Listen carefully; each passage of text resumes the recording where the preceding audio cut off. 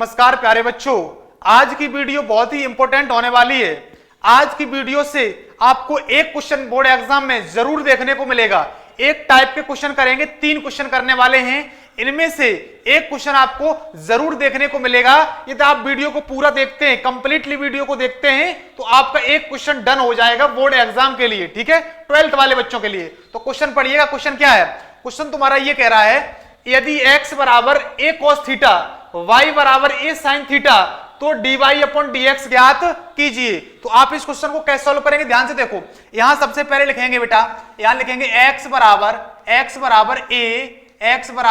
cos theta. यहां लिख लिया x बराबर a cos थीटा। अब यहां पर क्या करेंगे? अब यहां पर थीटा के सापेक्ष हम अवकलन कर देंगे। यहां पर क्या करेंगे? थीटा के सापेक्ष अवकलन करने पर तो यहां लिखेंगे बेटा, थीटा के सापेक्ष अवकलन करने पर, थीटा के सापेक्ष अवकलन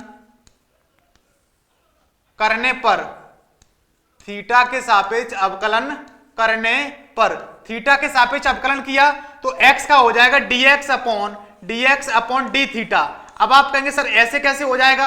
भाई जैसे y बराबर दिया होता है तो उसको हम क्या करेंगे, यदि x के सापेक्ष अवकलन करते हैं तो हमारा dy अपॉन dx हो जाता है। ऐसे ही यहां देखो x है, यदि हम थीटा के सापेक्ष करेंगे तो dx अपॉन डी थीटा हो जाएगा। तो यहां पर हो गया dx अपॉन डी थीटा, और यहां ये a तो कांस्टेंट बाहर आ जाएगा, और cos थीटा का हो जाएगा माइनस का, cos थीटा का हो जाएगा माइनस का sin थीटा हो जाएगा। ये आ गया, तो यानी कि dx अपॉन डी थीटा ये आ गया। अब हम यहां पर क्या करेंगे बेटा, अब देखिएगा, अब यहां पर जो दिया गया y बराबर a sin थीटा, तो यहां लिखेंगे y बराबर a sin थीटा। अब यहां पर भी लिखेंगे थीटा के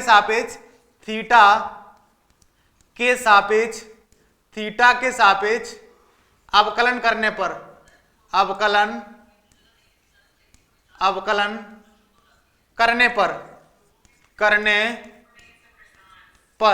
थीटा के सापेक्ष अवकलन करने पर। अब देखो y का क्या हो जाएगा? y का हो जाएगा बेटा dy अपॉन डी थीटा। जैसे हमने बताया था, यदि y बराबर दिया गया है तो यहां जैसे x के सापेक्ष कर देंगे तो dy अपॉन dx हो जाता है। यदि हम थीटा के सापेक्ष करेंगे तो dy अपॉन डी थीटा हो जाएगा।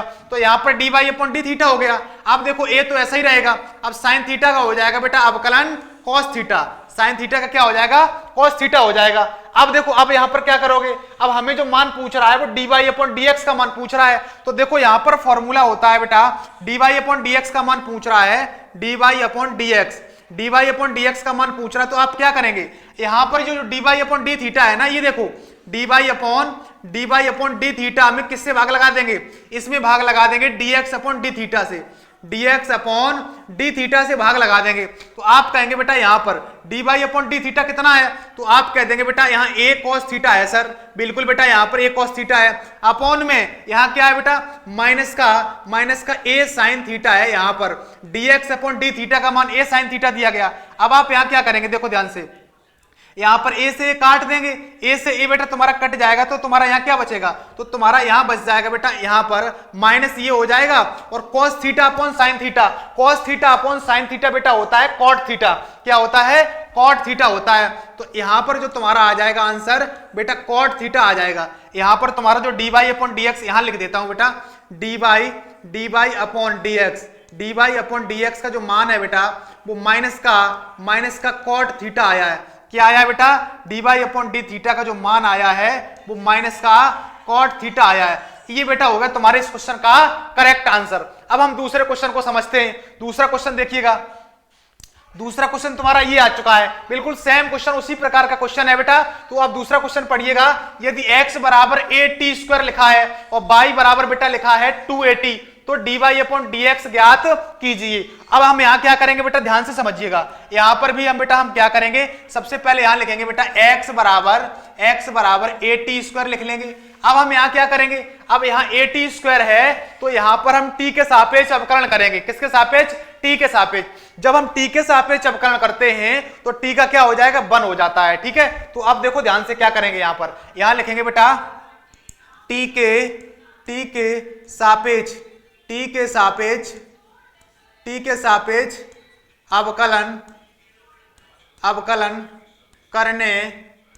अवकलन करने पर, t के सापेक्ष अवकलन करने पर। तो यहाँ x का क्या हो जाएगा dx अपॉन बेटा dt हो जाएगा। जैसे मैंने बताया था y बराबर होता है तो x के सापेक्ष तो dy अपॉन dx हो जाएगा, तो यहाँ पर dx अपॉन dt हो गया बराबर, ये देखो एक कांस्टेंट है ये तो बाहर रहेगा।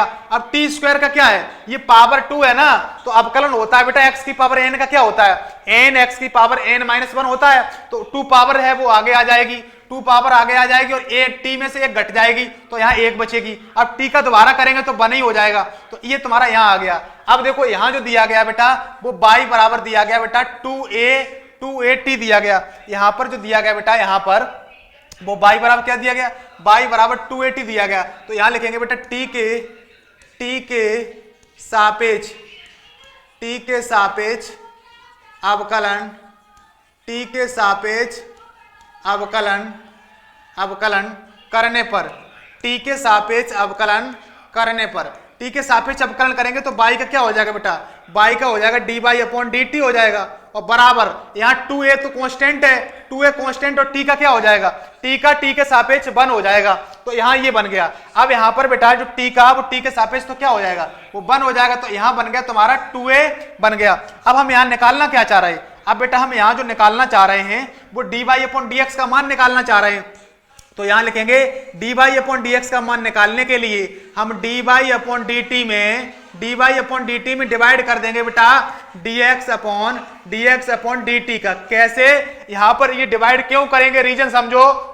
यहाँ देखो बेटा dt से dt कट जाएगा तो तुम्हारा dy अपॉन dx बचेगा। ऐसे ही पिछले वाले क्वेश्चन में हुआ था, यहाँ देखो d थीटा से d थीटा कट जाएगा यदि तो dy अपॉन dx ही बचेगा, तो हमें dy अपॉन d थीटा पहले लिखना होगा।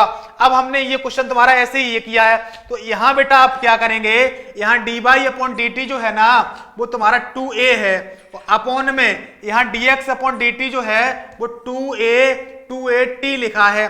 अब आप यहां से क्या करेंगे, अब बेटा आप यहां से ये करो, यहाँ बेटा 2a से 2a काट दो, 2a से जब 2a काट दोगे तो तुम्हारा यहाँ क्या बचेगा, यहाँ बचेगा बेटा 1 अपॉन t बचेगा, तो तुम्हारा आंसर आ जाएगा dy अपॉन dx बराबर जो आ जाएगा वो 1 अपॉन t आ जाएगा। तो तुम्हारा ये 1 अपॉन t जो है ना ये करेक्ट आंसर हो गया इस क्वेश्चन का बेटा, इस क्वेश्चन का करेक्ट आंसर हो गया है। अब हम चलेंगे बेटा अगले क्वेश्चन पर। अगले क्वेश्चन को समझिएगा, ये क्वेश्चन बहुत ही आसान था, उसी प्रकार के क्वेश्चन एक टाइप का लिया हमने, बोला था पहले ही एक टाइप के क्वेश्चन लिए हमने। अब हम तीसरा क्वेश्चन समझेंगे उसी टाइप का। तीसरा क्वेश्चन तुम्हारे सामने आ चुका है। ये तीनों क्वेश्चन बहुत ही वेरी इंपॉर्टेंट है बेटा, ठीक है। तो अब देखो यहाँ पर, यहाँ यदि x बराबर ये दिया गया, y बराबर ये दिया गया, अब क्वेश्चन तुमसे पूछ रहा है dy अपॉन dx का मान, तो आप कैसे निकालेंगे ध्यान से समझो। यहां देखो, यहां पर क्या करोगे बेटा, यहां x बराबर दिया गया, तो यहां पर सबसे पहले हम लिखते हैं यहां पर x बराबर a थीटा प्लस का साइन थीटा, थीटा प्लस का साइन थीटा। तो x का यहां लिख देंगे बेटा थीटा के सापेक्ष, यहां लिखेंगे थीटा के सापेक्ष अवकलन करने पर, थीटा के सापेक्ष अवकलन, थीटा के सापेक्ष अवकलन करने पर, थीटा के सापेक्ष अवकलन करने पर x का हो जाएगा बेटा dx अपॉन d थीटा हो जाएगा बराबर, एक कांस्टेंट बाहर रहेगा और थीटा के सापेक्ष थीटा का क्या हो जाएगा 1 हो जाएगा। भाई थीटा के सापेक्ष यदि x का x के सापेक्ष क्या होता है 1 होता है, ऐसे ही थीटा का थीटा के सापेक्ष क्या हो जाएगा 1 और साइन थीटा का हो जाएगा यहाँ पर बेटा cos थीटा हो जाएगा। ये तुम्हारा यहाँ पर आ गया।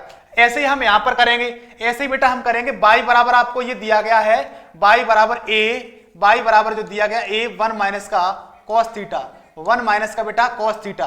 तो हम यहाँ लिखेंगे थीटा के सापेक्ष अवकलन करने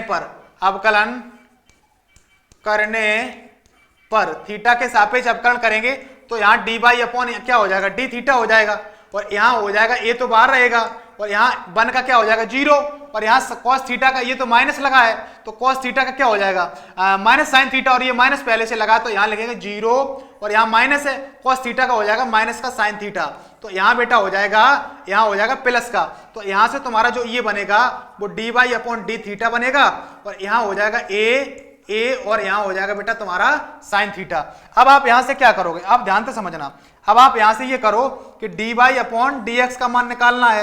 तो अब आप यहां करो बेटा d y upon d theta में भाग लगाओगे d x upon d theta का, d x upon d theta का भाग लगाओगे तो d y upon d theta का मान कितना हो गया, ए साइन थीटा है ना, यहां पर ए साइन थीटा। तो अपॉन में ये क्या है तुम्हारा ए और 1 प्लस का बेटा कॉस थीटा, यहाँ क्या है ए 1 प्लस का कॉस थीटा है। अब आप यहां से करोगे क्या, ध्यान से समझना। अब बेटा आप यहां क्या करोगे, ए से ए काट दो, यहां पर भाई इसमें इससे भाग लगाएंगे, क्यों, d y upon d theta को ऊपर रखना पड़ेगा। रीजन क्या है, रीजन ये है कि डी थीटा, भाई देखो यहां गलत कर दिया थोड़ा सा, यहां जो है ना D x upon d theta है, यहां तुम्हारा जो है यहां पर बेटा वो क्या है, D x upon d theta है। ये यहां पर dx अपॉन जो d थीटा है, देखो d थीटा से d थीटा कट जाएगा तो dy अपॉन dx बचेगा कि नहीं बचेगा। अब आप यहां क्या कहेंगे, अब आप बेटा ध्यान से समझिएगा। अब इसको थोड़ा सा हम करता हूं ऊपर और यहां तुम्हें समझाता हूं अच्छे से। अब देखो यहां पर क्या किया, ये ऊपर साइन थीटा है। अब साइन थीटा का फॉर्मूला खोलते हैं, यहां पर पूरा आंसर निकालते हैं। साइन थीटा का फॉर्मूला हो जाएगा 2 साइन थीटा बाई 2 इंटू बेटा हो जाएगा यहां पर कॉस थीटा बाई 2। ये साइन थीटा का फॉर्मूला होता है। और यहां पर बेटा बन काटने के लिए कॉस थीटा का फॉर्मूला खोलना पड़ेगा, कॉस के पदों में खोलना पड़ेगा। तो यहां बेटा आप क्या करोगे, 2 कॉस स्क्वायर थीटा बाई 2 और माइनस का बन कर दो। जैसे ही करोगे अब यहां पर बेटा काटापीटी मचा दो, काटापीटी मचाओगे तो -1 और +1 कट जाएगा और 2 से बेटा 2 कट जाएगा, कॉस थीटा बाई 2 से एक कॉस थीटा बाई 2 कट जाएगा, तो तुम्हारा ऊपर साइन थीटा बाई 2 और नीचे कॉस थीटा बाई 2। तो यहां पर बेटा हो जाएगा तुम्हारा tan theta by 2, tan theta by 2 हो जाएगा।